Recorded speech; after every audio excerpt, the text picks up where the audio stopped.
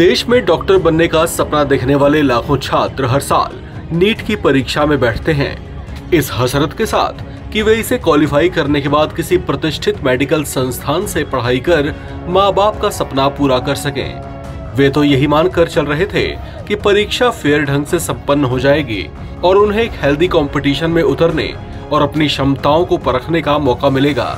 लेकिन कुछ लोग ऐसे हैं जो इसमें भी सेंधमारी करने से बाज नहीं आए और पेपर को लीक करवा दिया।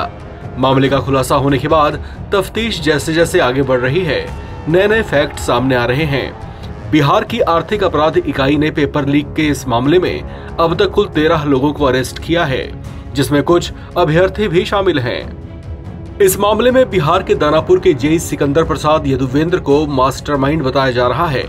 कहा जा रहा है कि उसी ने कुछ लोगों के साथ साठगांठ कर नीट का पेपर लीक करवाया। जिन 13 लोगों को अरेस्ट किया गया है, उनमें पकड़े गए 7 अभ्यर्थियों ने खुद इस बात का खुलासा किया कि सिकंदर प्रसाद यदुवेंद्र ने ही नीट पेपर में सेंधमारी की थी।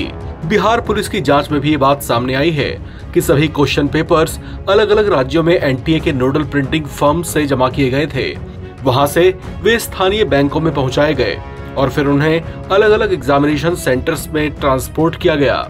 जांच में ये पता चला कि ट्रांसपोर्टेशन के दौरान ही एजेंसियों के कर्मचारियों ने पेपर को लीक कर दिया। बताया जा रहा है कि वहीं से आरोपी अमित आनंद ने नीट का पेपर एग्जाम कंडक्ट करने से पहले हासिल कर लिया। चर्चा है कि अमित आनंद और सिकंदर प्रसाद की मिलीभगत से ऐसा संभव हो पाया।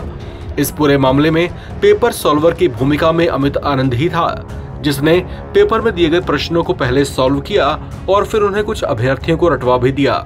अमित आनंद राजधानी पटना में एक एजुकेशनल कंसल्टेंसी चलाता है। नीट पेपर लीक के आरोपी ने ये कबूल किया है कि परीक्षा से पहले जिन सवालों के जवाब उसे रटवाए गए थे, ठीक वही सवाल अगले दिन नीट की परीक्षा में आए थे। ये कबूलनामा नीट पेपर लीक के आरोपी अनुराग यादव का है। अनुराग समस्तीपुर का रहने वाला है। अनुराग ने बताया कि नीट परीक्षा में 100% वही सवाल पूछे गए थे जो उसे पहले ही मिल गए थे। उसे गेस्ट हाउस में जो सवाल रटने को दिए गए, वही सवाल परीक्षा में आए।